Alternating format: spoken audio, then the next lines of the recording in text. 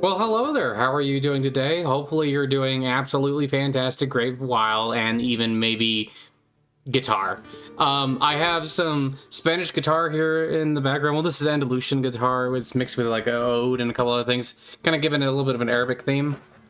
Um, but this is my Space Marine chapter of the Rift Drakes. I made a video about these guys before, but I decided I would just make a presentation that was a little bit longer.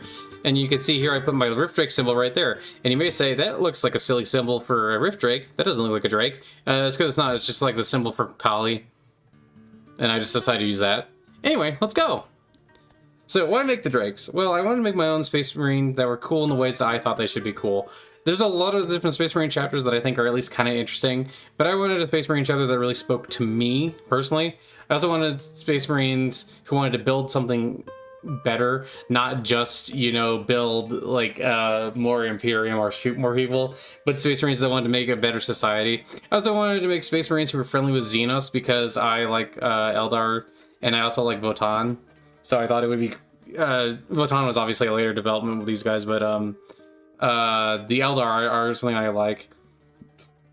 And, it's kind of hard, because you can't see, but the last point is I wanted to make some Space Marines to side with Ma Kali. I just decided that, the spiritual options in Warhammer were kind of, like, lame, so I'm just gonna add my own, because why not? Why not have a cool goddess? Goddess cool. And you might say, Cat, but why? And I would say, I don't know, because I can.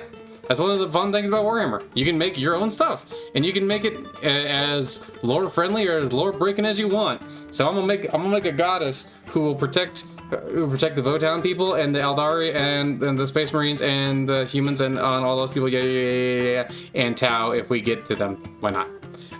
Anyway, okay. So first things first, where are these guys located? These guys are located right along the Ghoul stars, kind of on the edge of the Ultima Segmentum, and they're kind of they're staying further out than a lot of other places, and they're somewhat isolated, but not completely, obviously.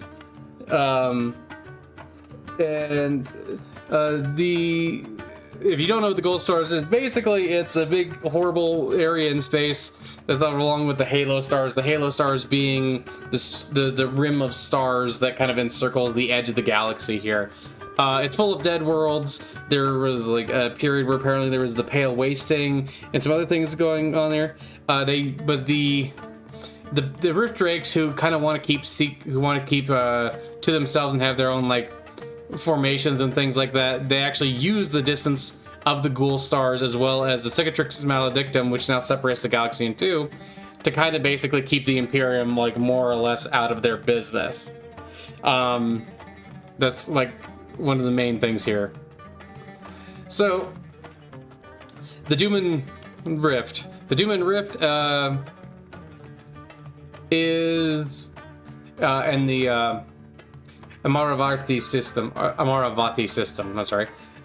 So the Dooman Rift is a place that I just completely made up, but it's where they get their name, and it's just a rift in the Ghoul stars that is like inside of it. It's very dark and there's not like a lot of life, but these guys are resting on the edge of it. Basically, the main reason they were put there is to try and stop threats from the Ghoul stars going further in. Anyway. Mandura is the Rift Drake homeworld. It's it's mostly temperate, so it has a variety of different biomes and stuff on it, but it has large monsoon zones, or basically like the central continent is just constantly getting rain, and it's for most of the year it's getting a lot of rain, and there's a lot of ocean covering most of the planet, making it so that a lot of the places on the world have to be like underwater and things like that. Imani is the Imperial Guard recruitment world, largely arid with mountains and with mountainous terrain. Ilaria is a failed shrine world now used as a staging world for exploration of the Ghoul stars and as a partial agri world. Junros is a forge world with a very small population, largely automation, production of supplies for the Rift Drakes. And originally, obviously, it was much more like a regular Forge world, but with some help from the Votan and others, they've managed to make it much more automated. So, you know, way less servitors and way more just like actual robots. Rubios is a dead world which is being mined as well as a secret laboratory. So they basically use the mining as a cover operation for experimenting with things they find in the ghoul stars, like in secret labs on the planet. Drukova is an agri-world developed to allow the Rift Drakes more independence. So originally it was like a small agri-world, but like they've now put way more time and effort into it to making it so that they can sustain the entire population of the system and keep it, you know, flowing with people and supplies. Imani, the way it kind of functions now is that they largely keep large amounts of Imperial Guard there, or they keep it as a Guard recruitment world so that they can kind of use that to pay off the Imperium and keep the Imperium from investigating their business too much. So Mandura, which is the main planet of the Rift Drakes, it's mostly covered in water, large underwater cities, and fortresses across the planet. Several continents with large human populations, as well as city platforms above the water.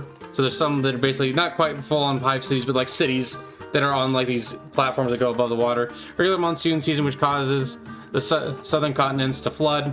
So there's lots of flooding, but that's they're kind of built to withstand that and to let the water move around. And that's why a lot of the buildings, I don't really have the ability right now to make drawings of them. I should to make some drawings. But basically the idea is that a lot of them are like lifted up. So they're kind of taller, and they have like areas where like, so if it floods, it doesn't actually flood into the building too much. Another thing about this planet is that it's home to the Manduran Drakes, which are these basically they're like a kind of a mix.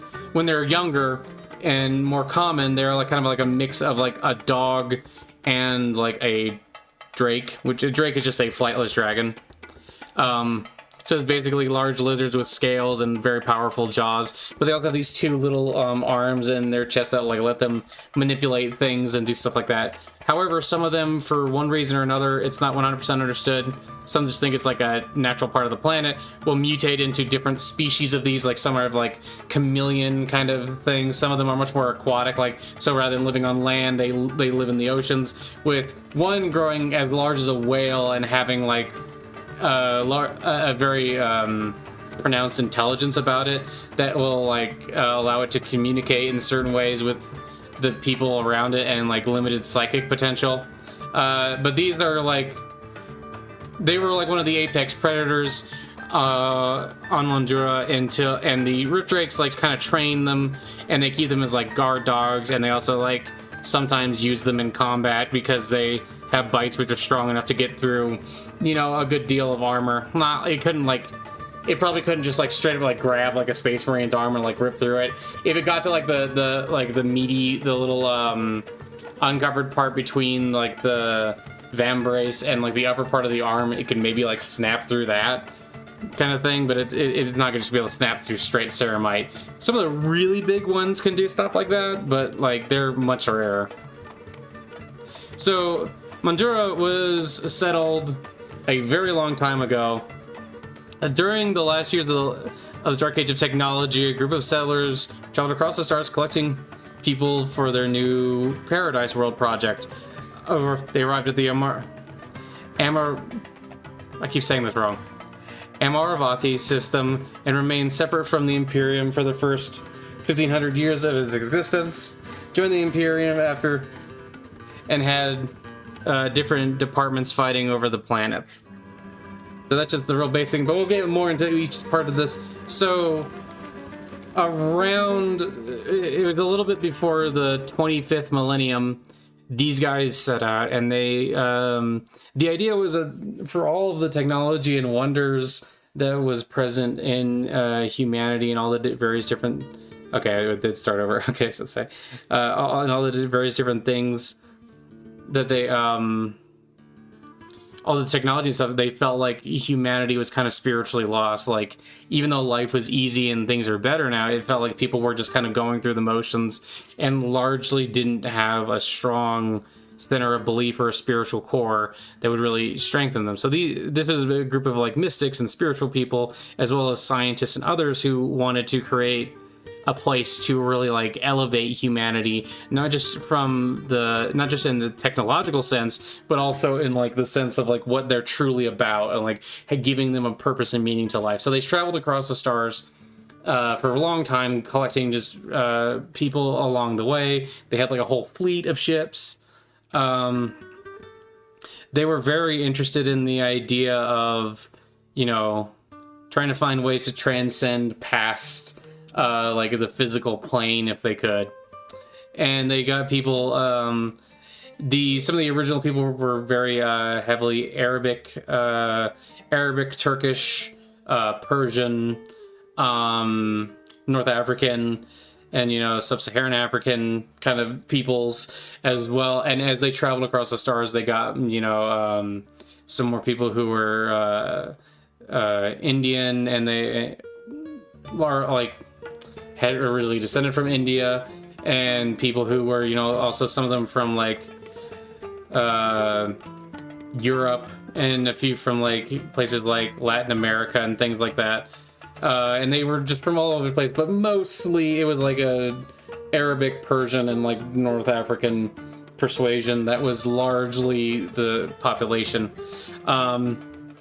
And for around 7,500 years, a little bit longer than that, actually, not much longer, but like, I think like 7,700 years or so, they were completely separate from the Imperium.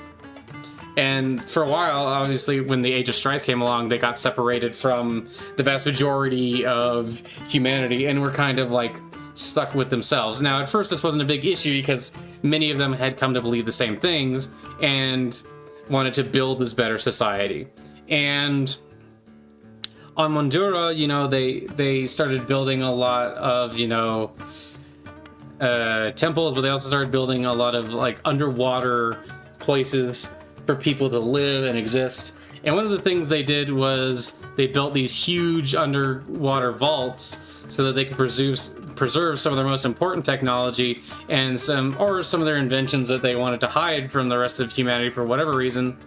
And they built these underwater vaults, and as things progressed over the next multiple thousands of years, some of the society stuff started to break down. Some of the other planets weren't doing as well, and the Imani planet was getting more and more militaristic because they were beginning to think that eventually the Age of Strife would end, and that maybe it would be a better idea to go out, strive across the stars with a new military, and try to conquer.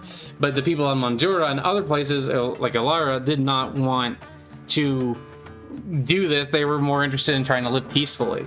But it wasn't working out, because eventually the Imani people got more and more aggressive and actually started fighting with the Monduras and others. So they eventually had to kind of fight and push each other around and push each other back until they had both kind of destroyed each other far more thoroughly than they wanted to. But the Imani kind of came out on top of that, but they did not do very well, and there was a lot of different issues they would have to deal with. You know, briefly a warp storm, cutting them off even further, and cutting them off from, you know, other planets in the same system, and, you know, like war and all these other things. This was around the time that the people of Mondura decided that they just could not necessarily trust some of their most powerful technology to be in places where people could find it. So they took some of their most powerful technology and they placed it deep in these vaults. One piece of technology which was deemed very important by a small group of people on Mondura was a piece of technology which they believed allowed them to connect with an ancient goddess that, for one reason or another, people had lost contact with. But it was a strange device that the man and woman who had built it, it was two of them coming together. They both had these visions of the device in their dreams, and they would eventually build it, and they would add parts from like ancient machines from far off places, and even some Xenos technology that they had gathered, and eventually they would build this machine. And what the machine would do is, when you plug yourself into it, you know, it can feel like you're living like 100 years or something like that in there, but it can be like, it's like a day. Like 100 years is like a day, roughly. So people would plug themselves in, and the machine would show them these things, and would show them better ways to move forward, and would also show them predict the future and things like that.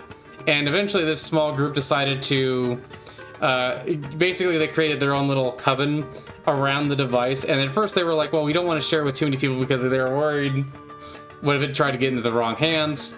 And so a coven was dedicated to defending the machine and keeping it and all this other technology away.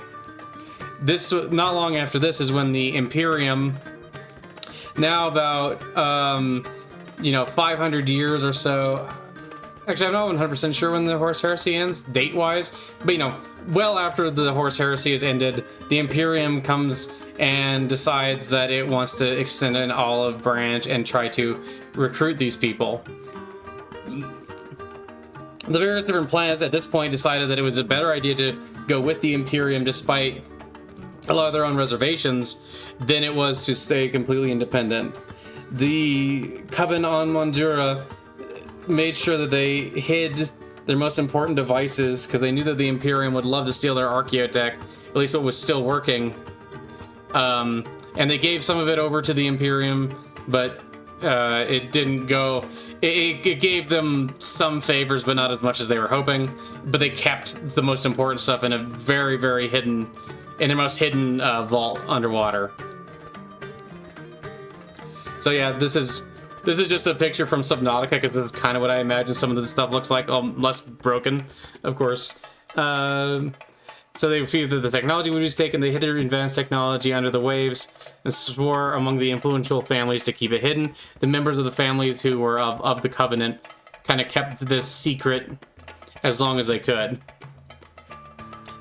Not long after this, the Rift Scimitars were born. The Rift Scimitars, originally found 2,300 years after the creation of the Imperium. These guys were basically built to keep this section of space safe, along with the Imperial recruitment going on Imani. And they would perform their duty admirably for quite a long time, and they would fight against the horrors of the Ghoul Stars and maintain the secrets of the previous rulers. There were some of the captains and such who kind of knew what the Coven was trying to hide, but they didn't know in full detail what the Coven was trying to hide. All they knew is that they did not want the Forge World in the system or any of the Mechanicus to find out, and they knew that they did not want those secrets out.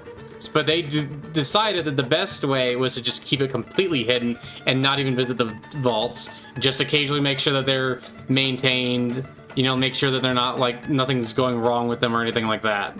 Because there was also some very dangerous pieces of technology in there. Zeki. So, this all goes on for thousands of years. The Rift Scimitars keep the secret. They mostly just, at a certain point, like I said, just stop visiting it altogether and don't even want to look at it. And what also ends up happening is, over time, some of them get more and more disillusioned. Like, some of the Space Marines just get more and more disillusioned because they're defending the system, but like there's horrors all around it, and it seems like they're not getting that much support from the wider Imperium. Zeki in particular was a captain from the Third Company, who was a very young captain, but had been placed as a captain because of his skills in leading people as well as his skills in combat. He was feeling disillusioned, though, because he had taken part in a crusade and helped and gone out into the Imperium itself to help deal with large threats of orcs and Drukhari, and he also encountered a lot of chaos, and it kind of disillusioned him a little bit because he also saw the state of most of the Imperium. Like, Mondura and the and what about the system is mostly pretty nice living, or nicer living, for the Imperium, thanks to the technology that they did keep, and thanks to the fact that they were somewhat isolated where they were.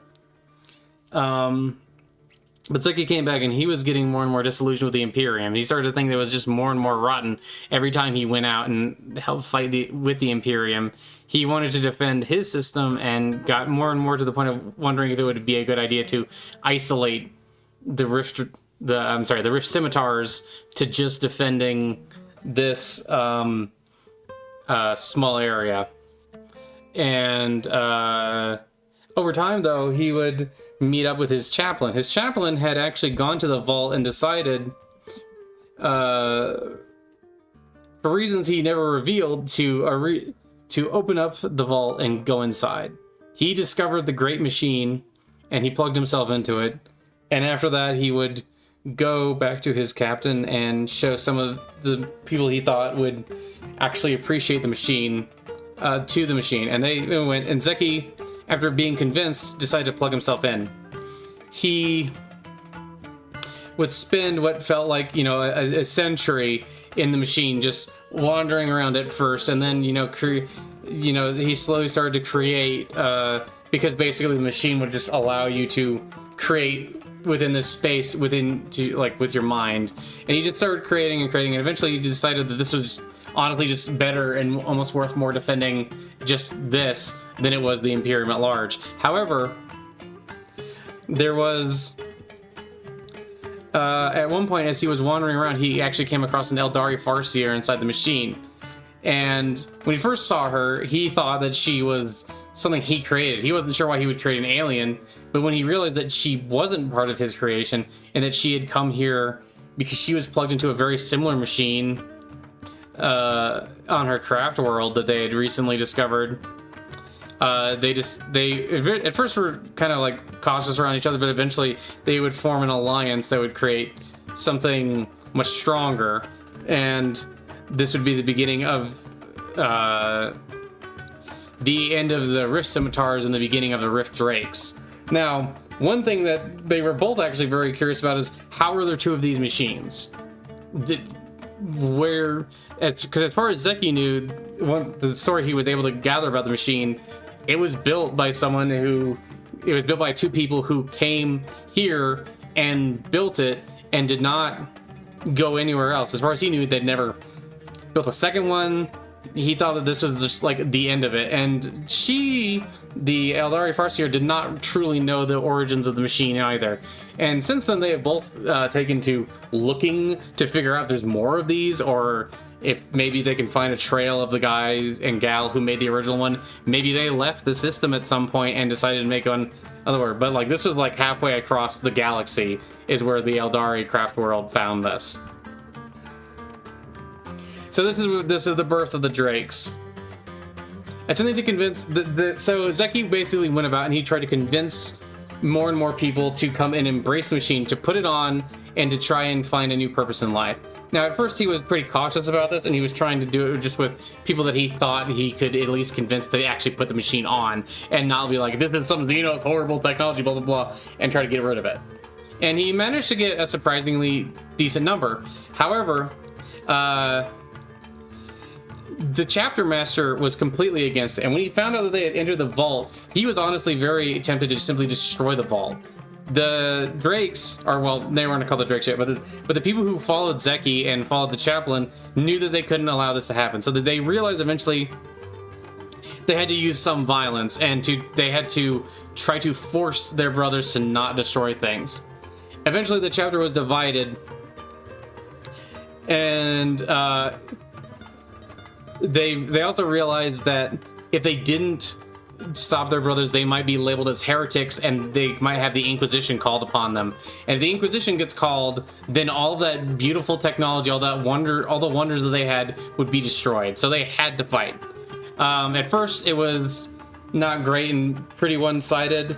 There were nowhere near as many loyal Marines to Zeki as there were to the chapter master, but with the cover of a warp storm that some might believe the Eldari helped push into the system, they managed to eliminate resistance and use it as cover to move throughout the system and go to planets where they hadn't converted people yet, and find people who were willing to maybe side with them, and to eliminate those that they did not think would side with them. They did this over time. You know, Zeki didn't want to do this. He didn't necessarily want to have to kill people, but he needed to make sure that this next stage was complete, that the machine was protected, and that people would be able to see the greater vision for the future. Now, after the warp storm collapsed, the system was not necessarily completely in ruins, but it was not in a good spot. There were lots of dead, and there were lots of people who didn't really know what was going on. New leaders had to be moved into positions. Certain, like on this Forge world, they had to do some convincing with Archaeotech and other things to get part of the Forge world to remain loyal to them, and to eventually plug themselves in, have a couple of them plug themselves in the machine and, you know, become part of this now larger coven and the larger lodges themselves, because the Drift Drakes would found the lodges, which would kind of run society and be like an actual way for people to get up in society. And they exploited the Imperial bureaucracy, though. Zeki knew how terrible the Imperial bureaucracy was, so he found ways to manipulate supplies and get things moved towards them, and to get more support from outside of the system in a variety of ways that would allow them to rebuild and then hopefully construct their new utopia under the guidance of the machine and with the help of the Eldar. This is also around the same time that they managed to meet a small group of Votan who were kind of outcasts from their own society for their own obscure beliefs, that they would incorporate into them to create a triumvirate alliance which would help rebuild the system. This is also when they renamed themselves from the Rift Scimitars to the Rift Drakes, taking the name from the Monduran Drakes. So the chapter was reborn. They kept many of the cultural vestiges from when they were the Rift Scimitars. For instance, they have the Rift Scimitars had a tradition where they would write poetry across their armor, like sometimes of vengeance and other times of like to like bless their weapons and things like that. And they also had, you know, strong hunting traditions. But Zeki would set down new cultural precedents, and he would also set this down with his new council of loyal Marines, which is not just Marines, that also had Eldari, some Votan, and some regular humans on it. They believe in building up rather than tearing down. They want to build a better society. The end goal would be to build just like a better Imperium straight up, but that's way down the line. And Zeki has kind of come to believe, not necessarily secretly, but kind of has come to believe that maybe that's just maybe a bit of a pipe dream. The Drakes would be precision instrument rather than something for wanton destruction. The Drakes believe in striking quickly, striking with precision, and kind of like they're hunting prey rather than they're like trying to get engaged in a glorious battle type thing. They brought in more traditions from the cultures around Emirati, including a love of poetry. This is a new symbol for the Rift Drakes. It's just a symbol of the goddess Kali. In case you couldn't tell the goddess that they connect with, I'm just making it basically Kali because that's what I like. Meow. And it can also just sometimes just be a trident. I just realized I misspelled the craft world name twice here because it's supposed to be you know what? Okay, now I actually fixed it real quick because I wanted to. Because it's Sal Mirror. So Sal and then Mirror, like you said, Mirror. But I need to put an extra R in there. I don't know why they were spelled like that. Anyway, so I corrected that. Anyway, so we're starting working with the Sal Mirror, who are an Eldar craft world, and they've been like sharing secrets and kind of slowly incorporating more and more into each other. The Eldar is still, by and large, the vast majority still live on the craft world. But there are a few like who walk around on Mondura and like a couple other places. And they help train Psykers for the Drakes. They also Alidain Ali Dane, the Farseer that Zeki met, works with them on a regular basis. I might at some point make my own presentation just on them, but the idea is largely that they were also kind of like getting fed up with like the way that the Eldari were just like kind of keeping themselves and not really helping as much as they thought they should. So now they're helping these guys. And there's also Kin Alliance. It's a group of outcasts who are outcasts from a larger Watan society, taking up with the Rift Drakes. They aid one another, though it's likely they can have their own motivations for helping out. These guys, I will admit, I have way less development for. I thought it would be interesting, and I thought it would also be kind of cool because it's like, oh, well, these guys love magic computers, so, you know, why not have them go with the magic computer Space Marines? So now we're getting into the relationship with the larger Imperium. The Rift Drakes see the Imperium as a backward and nightmarish place. Most of the place they feel like it isn't really doing what it should. They wish to maintain as much of their independence from the Imperium as they can without technically seceding. The Cicatrix Maledictum is also great for this because it makes them more isolated. Over time, they find ways to placate the Imperium, but their main thing is that they're kind of worried about the Inquisition, or even like the Lords of Terra finding out about how much technology they actually have and how far ahead they're actually getting. They worry that if this is discovered, that basically everything will just be stolen from them, or they'll have to straight up run away. But anyway, they control the population through a wide variety of means, but the one mean that they mostly use is they just make life pretty good by having. Oh, by the way, this is so this is an edited picture of Thousand Suns, and I just changed it to have like the Rift Drake armor color. I thought that was kind of cool. Took less work than I thought it would. Anyway,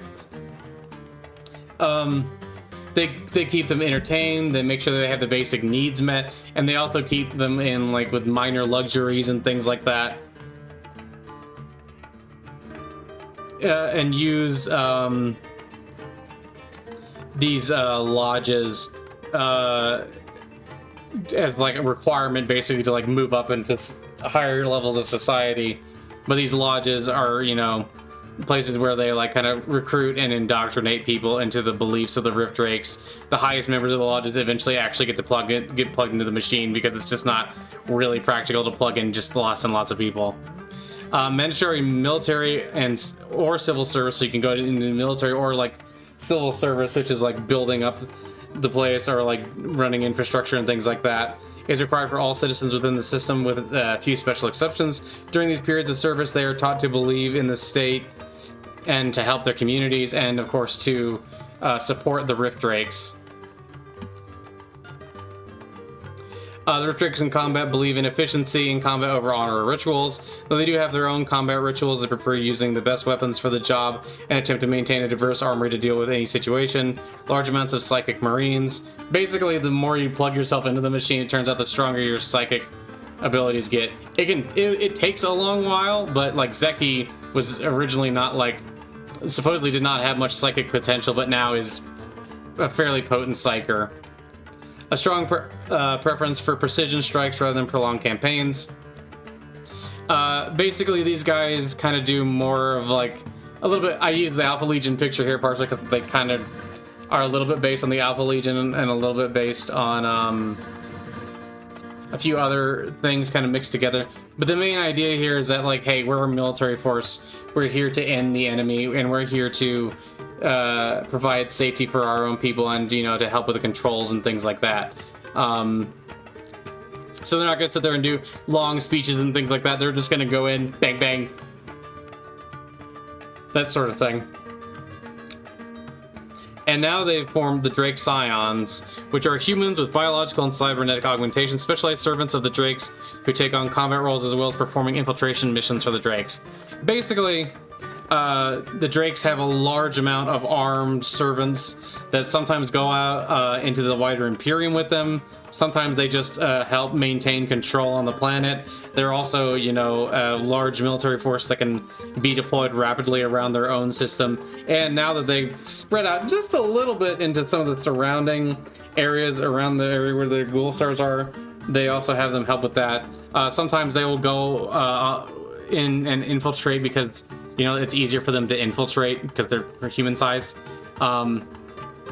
They're also responsible for helping with a lot of the exploration into the wider ghoul stars to see if they can find anything worth bringing back and studying and worth understanding, and anything that might help them gain an upper hand in case they ever need to fight against the Imperium to maintain their independence.